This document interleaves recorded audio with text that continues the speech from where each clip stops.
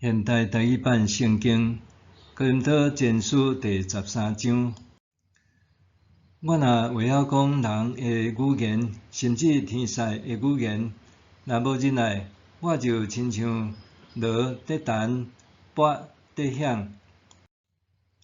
我若有传达上帝信息的文字，为了解逐款的奥秘甲逐款的知识，我若有够额的信心，通移山倒海，若无忍耐，我就无路用。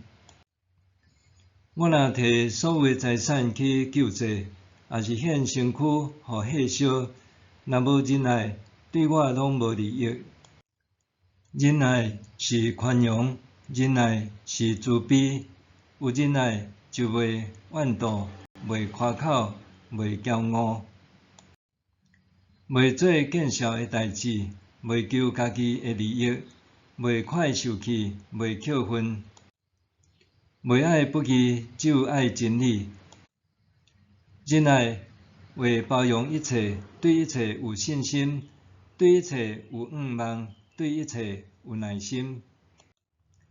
忍耐永远存在，传达上帝信息的文字会结束，讲灵语的文字会停止，知识嘛会消失。